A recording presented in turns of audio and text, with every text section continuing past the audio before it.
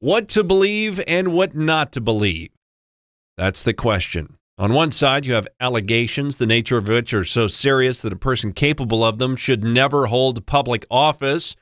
On the other side, you have a 40-year period void of controversy and a politician that is hated by both the left and the right. The right doesn't believe he can play ball, and the left just hates. So what's the truth? That's the only question you should be asking. How can we find the truth? The danger here, frankly, is less about politics and more about the control that can be exerted over offices of power through propaganda. Question for you. What happens to people lobbing allegations if they're found to be lying? The answer is nothing. So they have nothing to lose. Politics and the truth, all next on The Michael Newman Show.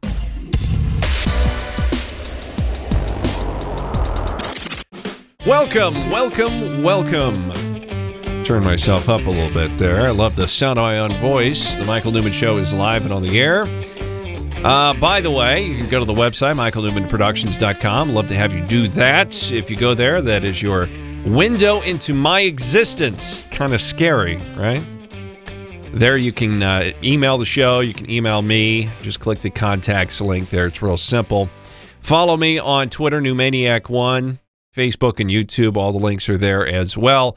And by the way, do me a favor. If you get the show, you like the show, or even if you don't like the show, like and share it, okay? Like and share it. So you, especially on Facebook and things like that, where you can share the links out, then more people will check them out. That would help me out immensely. Plus, speaking of helping me out immensely, click the support the show icon. It's big and blue. It's right on the front of the website there.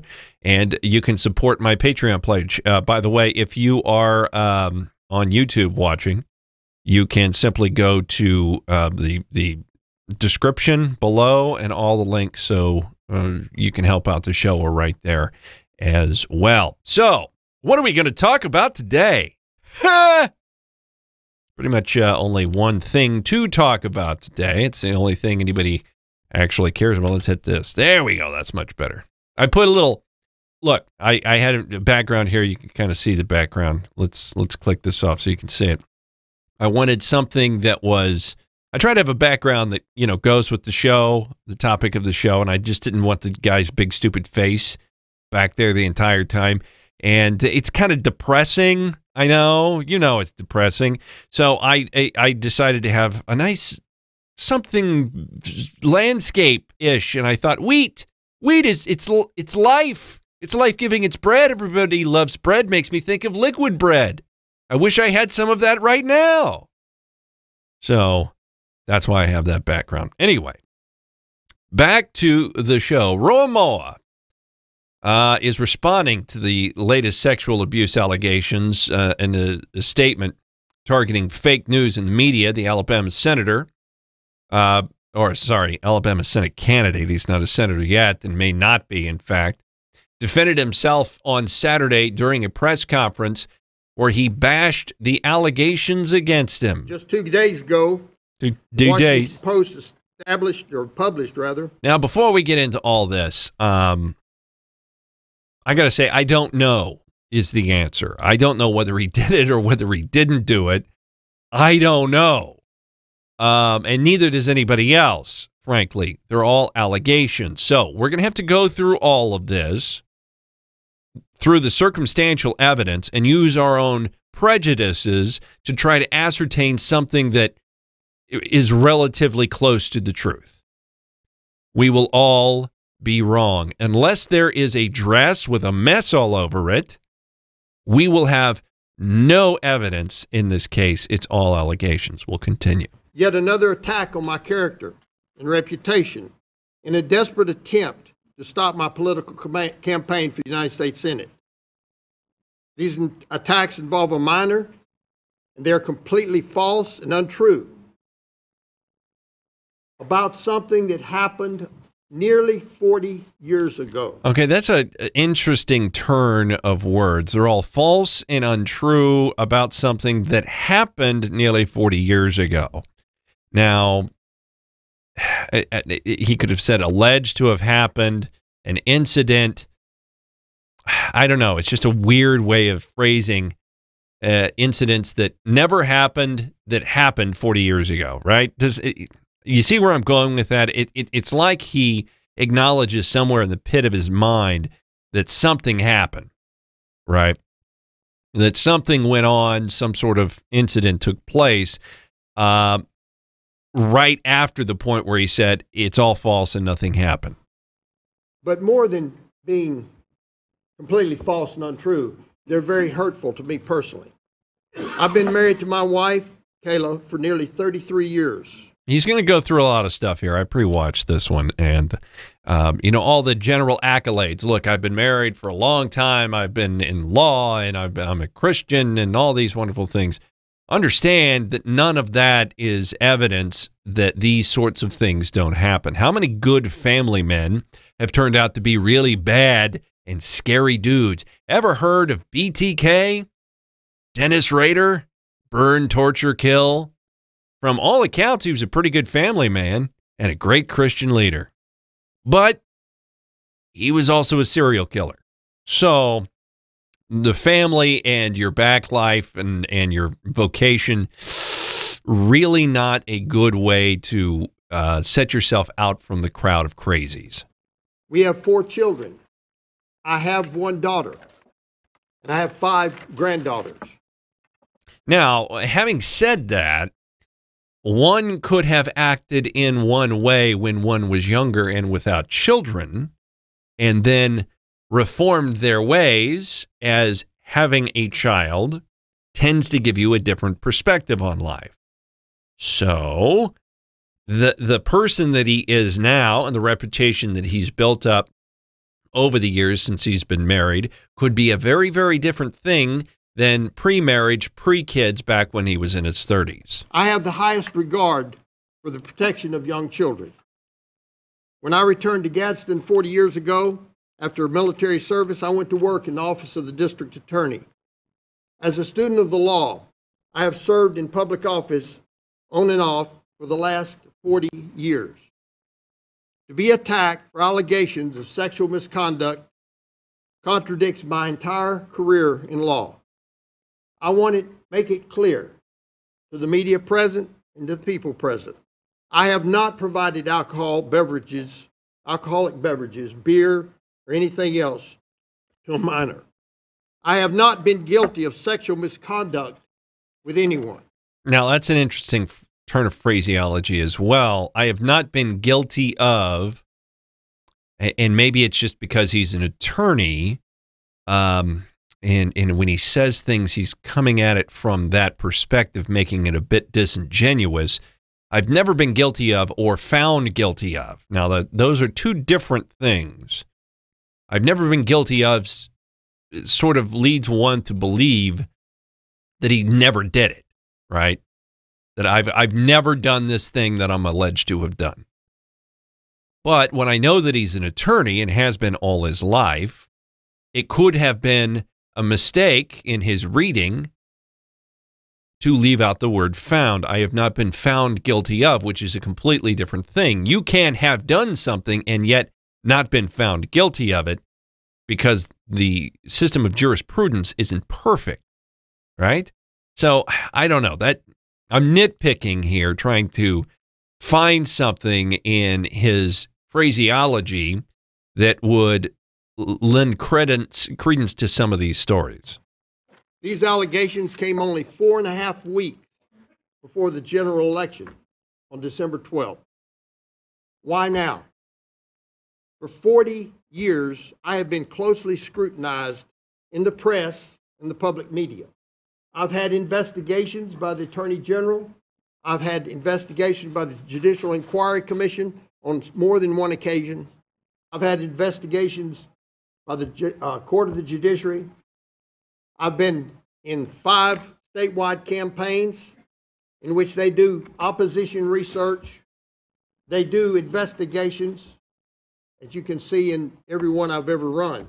3 county elections and 2 major controversies over religious liberty and the 10 Commandments and same-sex marriage. I've been investigated more than any other person in this country. To think that grown women would wait 40 years to come right before an election to bring charges is absolutely unbelievable. It is a bit on the edge of believability, is it not? I mean, the Democrats want to win this spot, and the Republicans do not want this guy, even though he's got an R in front of his name, to be the guy, right? They don't want him in the place. He's not going to play ball with the Republican establishment, so he may as well not exist. So these allegations coming up now after this gentleman has been in politics for quite a long time and been in the legal system for quite a long time, no one has said anything until now. It does seem a bit strange. Seems a bit wonky, if you ask me.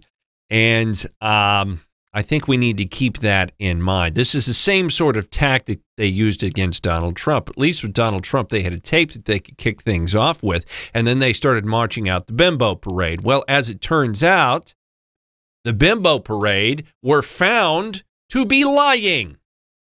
All of them, in various different ways of telling the story. I mean, they gave details to the story, and then people thought, "Oh, wait a second, that couldn't possibly be based on the details you're giving to the story." They were all fake, right? So they were all fake. They were all paid. Come out, say these things, make the allegation. Are any of those women in jail?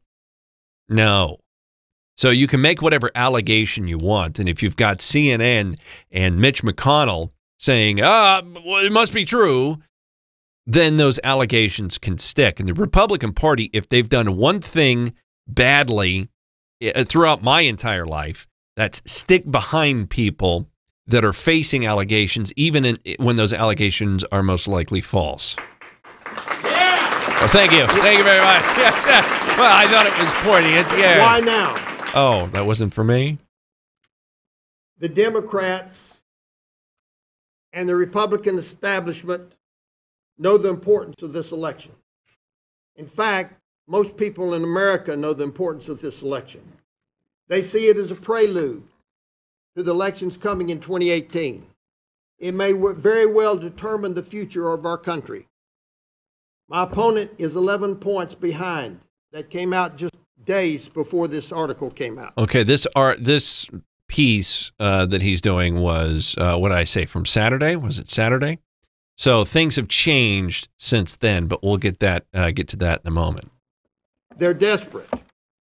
This article is a prime example of fake news, an attempt to divert attention from the true issues which affect our country, like health care, military readiness, tax reform, immigration, and national debt. We do not intend to let the Democrats or the established Republicans or anybody else behind this story stop this campaign. There are investigations going on. In the next few days, there will be revelations about the motivations and the content of this article. Now, I think that is in reference to his wife. His wife said that she's investigating to find out if these women had been paid or not. We'll have to see what comes of that. They will be brought to the public. We fully expect the people of Alabama to see through this charade and to vote in the primary coming up. As Mr. Armistead said, we do not engage in negative campaigning. We haven't, and I've been blistered in articles from last 2 to 3 months on television, and it will continue. I do not expect the Washington Post to stop. I think they have a political agenda, and I think they're running that agenda, and everybody in this room, every person watching on these cameras should ask themselves, isn't it strange that after 40 years of constant investigation, people have waited till 4 weeks prior to the general election to bring their complaint? That's not a coincidence. It's an intentional act to stop a campaign. Yeah, well, I think he's absolutely right. The paper that broke the story was a paper that endorsed the other guy. in the campaign. So there's certainly some collutinanning going on here, and one must take a look at that. One must recognize that that is probably going on. Does it clear him of this? The thing is, there's a lot of people backing away from the guy because there's a lot of allegations right now, and you don't want to be looked at as sexist, so you got to back away from the guy. But at the end of the day, how many allegations does it take before they become true? Or allegations simply that an allegation until they are proven, until there's some sort of evidence. That's the question. Now, like I said, that statement was made on Saturday. Yesterday, which was the 13th, I saw it in the afternoon on the Drudge Report. It may have come out in the morning. Another allegation from a woman named Beverly Young Nelson. She's the fifth woman to accuse the Alabama Republican candidate for Senate of sexual misconduct and the first woman to accuse him of attempted rape. Okay, so there's a dichotomy of different people that are lobbing allegations. You've got an allegation that Mr. Moore went after a 14-year-old girl, okay, which would be illegal in and of itself because she has yet to reach the age of consent. There have been some other women that were young in their teenage years, but not illegal. The legal age of consent in Alabama is 16. I thought it was 3. It seems like, oh, no, that's Arkansas? Oh, okay. Just, oh, no, fetus. Fetus is where they draw the line in Arkansas. But, within the family, as long as it's within the family. So the legal age of consent in Alabama is 16, and the rest of the women were of legal age of consent. This Beverly Young Nelson is the only one that is claiming a direct rape, a physical attempted rape. During a press conference with her attorney, guess who? Gloria Allred. Nelson said Moore trapped her in her car 40 years ago, choked her, and tried to take off her clothes before she fought him off. Nelson said she first met Moore at an Old Hickory House restaurant in Gadsden, Alabama, where she said that she began working at age 15. So she goes on, and we'll go through. I don't know if we're going to go through the whole thing or not. It's like 8 minutes long. This is the statement that she made. I will say this. Miss Nelson, when you go on television with Gloria Allred, that means that you are lying. That's what it means. Because Gloria Allred is a snake in the grass. Calling her a snake in the grass would be a insult to snakes and grasses everywhere. They're probably standing outside my door going, hey, don't put me in that group. Right? Gloria Allred is a ridiculous, almost cartoonish liar. That's how she makes her money. So having her next to you is not a good thing. So let's get into this press conference a little bit. Gloria just gave a little opening speech, and now it's time for Miss Nelson to speak her piece, or read her piece, as a matter of fact, probably written by Gloria Allred. My name is Beverly Young Nelson. I was born on November 14, 1961, in Santa Maria, California. My husband, John, and I have been married for 13 years. He has taken time off from work as a truck driver to be here with me today, and I thank him for that. But he doesn't get to be on TV. When I was 15 years old, right, I began working after school. Okay. I was attending Gadsden High School. I worked at the Old Hickory House, which was on East Meagan Boulevard, off of Highway 431 in Gadsden. I worked there after school as a waitress. Some nights I worked until 7 p.m. and other nights until 10 p.m. Why do you even need to talk about that? Why are those details important, and why are they put in there? I was 15. I started working. I worked very hard and very late. makes me a good person. Okay? That's why Gloria Allred typed that on paper, trying to build up some sort of credibility with the audience that this person, this Nelson person here, is attempting to speak to. Is she lying? I don't know. I can't tell. She's reading it. She can't just tell us her story. She has to read her story, a story written by an attorney who lies for a living. Mr. Roy Moore was a regular customer. He came in almost every night, and he would stay until closing time. Doesn't it look like, as she's reading this, it's the first time that she's ever read it? I don't know. I get that feeling. It's like, I mean, just look at her face right now. It's as if she's looking for the words on the page. Is this really what I'm supposed to be saying? Should I read it with more conviction? Maybe you should have practiced it a couple of times. He sat at the counter in the same seat night after night. It's kind of like she's telling a story to her children. I mean, that's what it feels like to me, as if she's telling a story from a novel to her children. And I remember exactly where he sat. What is this? I don't know what my own story is. Can you fix me with this story? I don't know. Where did I leave off at?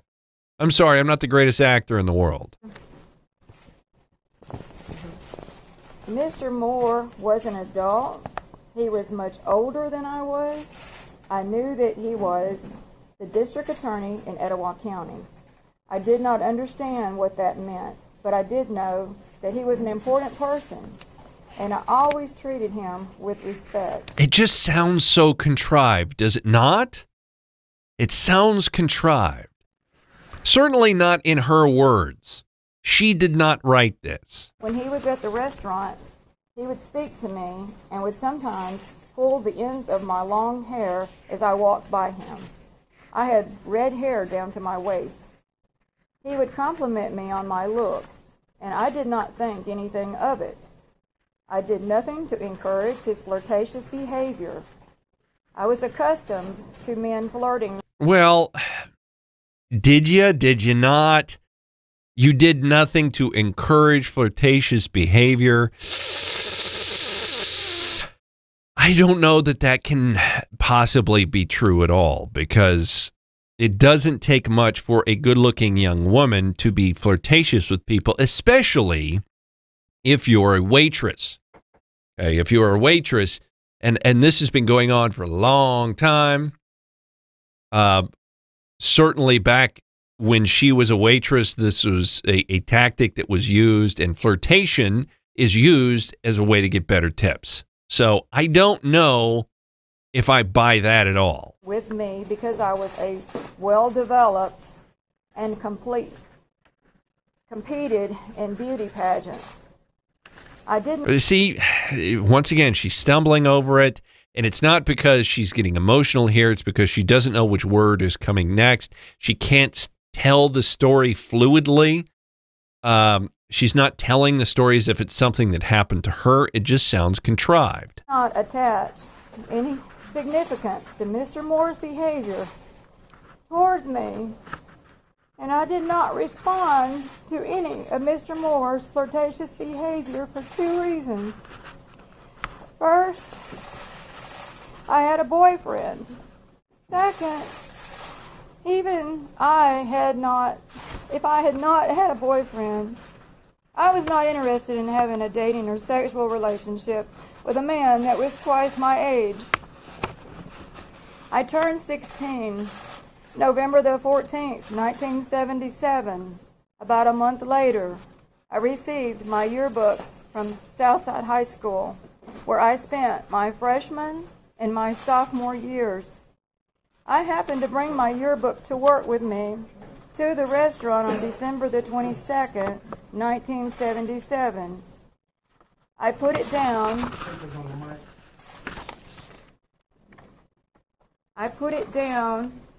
at the end of the counter. Mr. Moore happened to notice it, and he asked me if he could write in my yearbook And I felt flattered, and I said yes. Okay, now, it's a little weird, okay? You bring your yearbook to work for what purpose?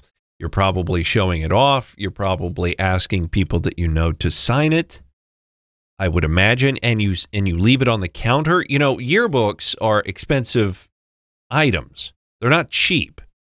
And I would imagine your yearbook costs you a pretty penny. And it's probably something, especially young girls, something that you really cherish is your yearbook and the things that people write in it. So just to leave it out casually sounds a little weird, doesn't it? What if something was spilled on it? What if somebody took it for whatever reason? Okay, so just to leave it out is a little bit weird. And you were probably, as you know, you bring this thing in and you're probably asking people to sign it or take a look at it. It was probably the topic of some sort of conversation there. And I don't know, you're playing down this part. And here's the thing. This is the only thing that can be called tangible evidence that I've seen in any of the stories about this is this yearbook that puts place and time that these two people were in proximity to each other, right? That this is the only piece of evidence that points to this Roy Moore having any contact with any of these women, and that's this. So playing up the backstory and the reason why it was there and explaining that is very important. He wrote in my yearbook. The thing about this, too, is she's got a lawyer, Gloria Allred, who's going to sue, blah, blah, blah. This is not a criminal investigation. Had it been a criminal investigation, the defense attorney would be deposing this woman and asking a lot of probing questions about exactly what was going on here. And I guarantee you it's going to be a very, very difficult proposition for her to keep her story straight. He wrote in my yearbook as follows: to a sweeter, more beautiful girl. I could not say Merry Christmas. Christmas 1977. Love, Roy Moore, Old Hickory House. Okay, so what did he say? He said, I could not say Merry Christmas to a more lovely, beautiful woman. Love, Roy Moore. What's wrong with that? He said love. That's so rapey. No, it's rapey to people now because they don't understand letter writing and how people would address things. But back in the day, before the internet and computers and cell phones, seeing love, blah, blah, blah, whomever the person is, at the end of a personal note or letter would be a very normal thing. And it signed it Roy Moore, D.A. I took the yearbook home with me at the end of my shift that day, and I felt honored that Mr. Moore, who was such an important person, would write in my book. A week or two later, I was working at the restaurant and my shift ended at 10 o'clock when the restaurant closed. It was a cold night. And I went outside to wait for my boyfriend to pick me up and drive me home. My boyfriend was late, and Mr. Moore exited the restaurant at the same time as I did. He noticed that my boyfriend was not there, and he offered me a ride home. I trusted Mr. Moore because he was the district attorney. I thought that he was simply doing something nice by offering to drive me home. I did not want to wait outside in the cold, so I agreed. Okay, that's interesting. She's waiting for the boyfriend, so ostensibly the boyfriend is on the way, and the guy walks out and says, hey, do you want a ride home? Okay. And she accepts that ride. So what is the boyfriend going to do when he shows up and she's not around? would that not cause a bit of strife? Hey, I went home with some other guy, this 30-year-old attorney guy, because you were late, you jerk. Look, if you know someone's on the way and you're waiting on them, and somebody else offers you a ride, it's kind of a weird thing for you to take that ride. Okay? It's a weird thing for you to take that ride. Now, somebody could offer, and you'll say, no, he's on his way. He'll be here in a little bit. That's what a normal person does. A normal person doesn't accept the ride. I wanted to call my boyfriend, but this was way back before cell phones. I had no way to contact him. And what does that matter? The plan was for him to show up. Had he not showed up in the past? And if that's the case, then why would you be waiting for him now? You should be waiting for somebody else, or making, some sort of plans with your parents to come pick you up after work. So I'm sorry, that portion of the story doesn't wash with me. My home was only about 2.5 miles away. Or you could have been walking. I planned to call my boyfriend after I got home to let him know that I had gotten a ride and that there was no need for him to pick me up.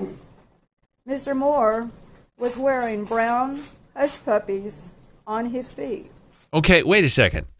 So I wanted to call my boyfriend, but there were no cell phones at the time. What I'd planned on is going the 2.5 miles back to the house and then calling my boyfriend from there, saying that he didn't have to come pick me up.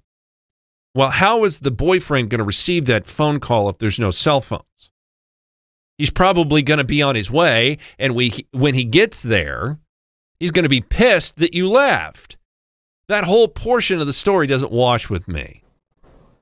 He drove a 2-door car. I believe that it was an old car, but I do not recall the model. I got into his car in the passenger seat, and he began driving. I thought he would get on the highway, but instead he drove to the back of the restaurant. I was not immediately alarmed, as there was an exit from the back of the restaurant to the street, and he could drive there to my house without getting on the highway. However, instead of driving to the street, he stopped the car.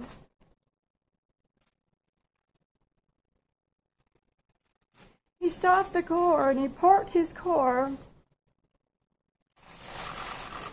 in between the dumpster and the back of the restaurant, where there were no lights. The area was dark and it was deserted. I was alarmed, and I immediately asked him what he was doing. Instead of answering my questions, Mr. Moore reached over and began groping me and putting his hands on my breast. I tried to open my car door to leave, but he reached over and he locked it so I could not get out. I tried fighting him off while yelling at him to stop. But instead of stopping, he began squeezing my neck, attempting to force my head onto his crotch. I continued to struggle. I was determined that I was not going to allow him to force me to have sex with him. I was terrified. He was also trying to pull my shirt off. I thought that he was going to rape me. I was twisting, and I was struggling, and I was begging him to stop. Okay, twisting, struggling, begging him to stop, ostensibly screaming. There was probably some noise being made. And even though you're in a car behind a dumpster with no lights, noise carries. This restaurant was not closed. This area was not closed. So you've got somebody who is learned enough to be an attorney and a prosecutor at that, deciding it would be just a good idea to drive this young girl behind a dumpster and force her to have sex with you against her will. Is that what you're trying to get me to believe? I don't buy it. I'm sorry, I don't buy it. You've got a yearbook that says that you guys had some sort of contact and knew each other, but this story doesn't wash. I had tears running down my face. They're going for the emotion stuff here. And that's all they've got. Because that's all they really need. They need to get the dumb people out there to believe the story and believe the tears, and vote emotionally versus actually sitting down and thinking about what is being said. At some point, he gave up. And he then looked at me and he told me, he said, "You're just a child." And he said, "I am the district attorney of Etowah County. And if you tell anyone about this, no one will ever believe you." He finally allowed me to open the door. And I either fell out or he pushed me out. I was on the ground as he pulled out of the parking area behind the restaurant. The passenger door was still open as he burned rubber, pulling away, leaving me laying there on this cold concrete in the dark. So, was there any witness to this whatsoever, that the well-known prosecutor's car was peeling out from behind a dumpster very suspiciously from a restaurant with a bunch of people in it? Did anybody see anything? I mean, look, I'm the prosecutor. No one's going to believe you. But if you go into the restaurant at that moment and say, "Hey, this guy tried to rape me and he's taken off," you just heard the screeching. And if he really did have his hands around your neck, there may have been some sort of bruising going on at that point. There may have been some actual evidence, and we may have caught a horrible serial rapist. That's not what happens. I got up, and I tried to pull myself together. Okay, she's crying. As I was making my way to the front of the restaurant when my boyfriend arrived. Okay, the boyfriend arrived, so he wasn't just on his way; he was almost there. Right? He was almost there, and she was just going to leave with some other guy. Oh, some guy walks out because it's cold, and she says okay to the offer of a ride with no thought about it. Could she not wait inside the restaurant if it was so cold? Or do they just kick you out? Oh, your shift is up. Get the hell out. So the cold doesn't really matter. And the idea that she would just willy-nilly accept a ride when the boyfriend is already on the way doesn't make a whole lot of sense. It was late. It was dark. And I did not say anything to him as to what had occurred, as he had a very violent temper. And I was afraid that he would do something that would get him into trouble. When I got home... But hold on. You're putting yourself together here. You've just been almost raped. You are beside yourself with anger and fear and fright, and you're probably crying hysterically, as 16-year-old girls tend to do about things much, much less severe than rape, yet your boyfriend doesn't ask you anything and just moves on with his day? He doesn't notice that there's something wrong and doesn't start probing you for the answer? I went to my room. You were just able to tell him nothing and go home. And the following... That doesn't make any sense either. Morning. My neck was black and blue and purple. In the days following... Okay, she just said her neck was black. Oh, I didn't mean to do that. At some point, he gave up. I moved the thing. I meant to hit another button. So her neck was black and blue and purple. This is not noticed by the boyfriend. This would have been evidence at the time if she'd have gone into the restaurant and told the authorities, or maybe one of her bosses there, "Hey, this Roy Moore guy was going to give me a ride home and he tried to rape me in the parking lot, look at what happened to my neck, then something could have been done. But strangely, none of this story makes any sense. My way to the front of the restaurant when my boyfriend arrived. I was scared. I felt that if I told anyone that Mr. Moore would do something to me or my family. Okay, now she's answering allegations here, or she's trying to head off questions at the past. Well, why didn't you tell people for 40 years? Well, I was afraid. I thought Mr. Roy Moore was going to do something to me. And then she continues. And I decided to keep what happened to myself. The day after Mr. Moore assaulted me, I called the restaurant and I quit my job. I never went back there again. Because it's the restaurant's fault. I told my younger sister what Mr. Moore did to me. About 4 years ago, I told my mother finally what happened. Before I married my husband, John, I told him what Mr. Moore had done to me. My husband and I supported Donald Trump for president. This has nothing whatsoever to do with the Republicans or the Democrats. Okay, there you go. Those are the two things they needed to get out there. Well, the reason I didn't say anything until now is because I was scared, right? And then I voted for Donald Trump, so this couldn't possibly be a political thing. It was, look, Gloria's just, she's not even good at lying anymore.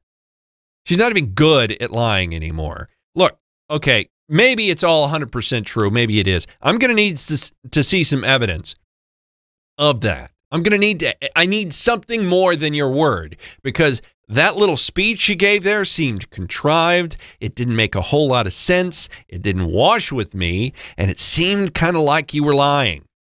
Or at least you have a bad recollection of what actually happened. Now, I also think it would be a good idea to question each of these individuals that you said you told you the story to individually. I want to hear their versions of what you said at those times. I want to see how this story changes at all. That's what I want to know. I don't know. I'm sorry. Maybe I'm a jerk here, but I simply don't buy it. I don't know that Mr. Moore is a great guy. A 30-year-old dating mid to late teenage girls, probably not the greatest thing in the world, but probably a lot more accepted back in the day. Those sorts of relationships were common, or at least more common back then. Our sensibility was very, very different. You know, back when Roy Moore, back in the mid to late 70s, just listen to the music, for God's sake. Stars had relationships. Look, what was it? Great Balls of Fire. Jerry Lee Lewis. Yeah, he married his 13-year-old cousin. I guess if you keep it in the family, that's okay. And that was in the 50s, so maybe they were a bit more enlightened by the 70s. I have no idea. But number one, you have to grade his relationships by the standards at the time. That's number one. And number two, you have to take all of these allegations with a grain of salt based on the time that they're coming out and the validity of the allegation at hand. This is probably the closest thing to a reliable source, as it's the only one that has any sort of evidence of contact whatsoever, meaning Mr. Moore signed the yearbook there. But as far as the story of the rape goes, it doesn't make a whole lot of sense. Now, the people in Gadsden, or Gadsden, is that what it is? The people that lived in the county during the time said that Moore's flirting with and dating much younger women was no secret. These stories have been going around this town for 30 years, said Blake Usury, who grew up in the area and lives in Gadsden. Nobody could believe they hadn't come out yet. So apparently there were some rumors going on. Are rumors fact? Can we treat rumors like fact? Probably not a good idea. It's not a big secret in this town about Roy Moore. That's why it's sort of frustrating to watch. The public disbelieve the women who have come forward, that he said. Now, I don't know who this guy is. I don't know if he's got something against Mr. Moore, and he could be going along with it. Why not? Why not go along with a story? Because going along with the story gets your name printed, and people like me in far-flung places like Topeka, Kansas, end up talking about you. The GOP, of course, is retreating from Mr. Roy Moore. Mitch McConnell, Senate Majority Leader, has said in the 4 days since the allegations were revealed that Moore should step aside from the race if the report is true. Which report being true? The report of the rapes, or the report that there was a report, there was an allegation? On Sunday, multiple Republican lawmakers said that Moore should exit the race should the allegations be true, with two suggesting that the Alabama Republican end his Senate bid in the wake of the report. Two Republican senators on Sunday said that the allegations against Moore appeared stronger than his denials. I don't know about that. I just listened to 8 minutes of this allegation. It doesn't sound strong at all to me. The future of the Senate race remains unclear as some lawmakers push for a potential write-in campaign. This is Mitch McConnell. I think he should step aside. Or do you believe these allegations to be true? I believe the women. Now, I believe the women, and he's going to say that because he's a politician and he's a leftist. Now, a guy that I look at as more of a bright, shining light, Ted Cruz, said on a Monday that he withdrew his support from the Alabama GOP nominee Roy Moore, saying allegations of sexual misconduct should be looked at by prosecutors. As it stands, this is a quote, "I can't urge people of Alabama to support the campaign in the face of these charges without serious, pervasive demonstration that the charges are not true." So, guilty until proven innocent, apparently, is what Mr. Cruz is talking about here. Both last week and this week, there are serious charges of criminal conduct that, if true, not only make him unfit to serve in the Senate, but merit criminal prosecution. Cruz's statement came hours after a fifth woman came forward during a press conference and accused Moore of sexual misconduct when she was a minor. I'm very surprised that Mr. Cruz would say this. Now, does that mean Mr. Cruz knows something that I don't know? That's a possibility. That's a possibility. But at this point, I've been looking at this case and these allegations, and frankly, I'm not buying it. They seem stories at this point. Do I like Roy Moore personally? I don't know. I don't know that much about him. He said some things that I think he's too old guard, sort of Republican conservative. He's more Republican than conservative. He has a tendency to want to push his religious views on people, which is not the place of a senator or anybody else in government. But is he better than Mitch McConnell? A warm bucket of turds is better than Mitch McConnell. A cold bucket of turds, frozen turds, warm, slushy turds, better than Mitch McConnell. But this entire thing has had the effect that the Democrats and some Republicans want, polling for Roy Moore, and he now trails his opponent for the first time in polling for the Alabama Senate race. Moore faces Democrat Doug Jones, 63, a former U.S. attorney, in a special election on December 12th to fill the Senate seat vacated by Jeff Sessions. JMC Analytics and polling showed that Jones, with 46% to Moore's 42%, with 9% undecided. The survey was conducted November 9th and 11th, and with a margin of error of 4.1 percentage points, it suggests that the race is a toss-up at this point. That's what they're saying. It's a toss-up. But Roy Moore was winning handily beforehand, so they're bringing it within the margin of error. And as long as you're within the margin of error, the Democrats can do whatever they do to cheat in elections. We'll just do this piece. I thought it was funny, so we'll do it. A Trenton Garman. Garman is a Roy Moore's lawyer, and he appeared on Don Lemon's show on CNN on Sunday to discuss allegations that the Alabama Senate candidate had propositioned teenage girls nearly 40 years ago. Well aware of the TV appearance was about to be a hit job, Garman thanked Lemon for having him on the segment and told him that he hoped that he would take it easy on him. And the way he phrased it made Don Lemon very unhappy. The campaign is going to allow... I understand that, but that's why I said specifically at the top of the show. What I said specifically is a conversation. It's not a monologue.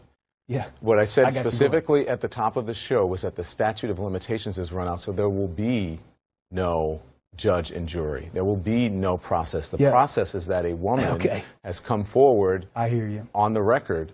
But hey, Don, lemon squeezy, keep it easy. Here's the thing, it's man. Just lemon. My mom didn't name me. Hold on. My mom didn't name me Don Lemon. Keep it easy, squeezy. It's just Don Lemon. Go on. How about dickhead? Man. How about that? What I'm saying, Don, is... How about jackhole? How about I'll call you whatever the hell I want to, Don. You wanted me on to talk and attack me and attack my client, so I can call you whatever the hell I want to. Why are people nice anymore? Why do you even go on CNN? What's the point in going on CNN? Especially if you're not capable of going after people like Don Lemon and making him look like a dickhole, because that's what he is. So, what do I feel about this whole thing? It seems like a hit job to me. It really does. Is it true? Look, if it is true, if there's some sort of evidence out there that these alleged assaults took place or whatever it was actually happened, then one must look very closely at Mr. Moore and his fitness to be in government. But if that's the case, they also should have looked very, very close at him, 40 years ago. He shouldn't have been a prosecutor. He shouldn't have been a lawyer. He shouldn't have been doing any of this stuff. Now, when Gloria Allred was giving her little monologue, she tried to set up her bona fides by making the point that it's, I'm not just a Democrat. I don't just go after Republicans. I said that Anthony Weiner was a bad guy. I went after Anthony Weiner and said he shouldn't have been doing the things that he was doing. Well, okay, good. But that didn't happen 40 years ago. And we have evidence, multiple types of different evidence, showing a track record of a guy that likes to show his dick to young girls. Even with his kid involved. So there was no possible way for you to obfuscate what Mr. Weiner did. So that doesn't really give you any credibility, Gloria. I'm just saying. I don't know if I buy it. I'm reserving judgment about Roy Moore in this arena until I find further evidence. And I mean actual evidence. Give me something that I can believe in. Give me something. Well, you're just a jerk. You don't know, and you should always believe the woman. No, that's absolutely wrong. It's absolutely wrong.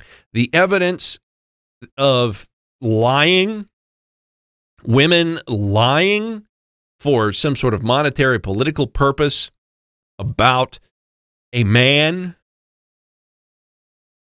is staggering. It happens all the time. It gets printed. People get sued. So I can't give you the benefit of the doubt. If there's something in it for you, I can't give you the benefit of the doubt. Sorry. I'm going to need to see evidence here, and if that makes me a jerk, so be it. All right, that is it for the Michael Newman Show. Thank you for joining us. Please go to the website, michaelnewmanproductions.com. It's a wonderful website. I'd love to have you go there and contact the show via the contact link. Please support the show. Click the support icon that takes you to Patreon, where you can support the show for as little as $1 a day. And do me a favor and like and share. Sharing the stories and what I'm doing here is most important. I'm trying to get it out to the largest group of people I possibly can. So like and share the stories and have a great evening. See ya!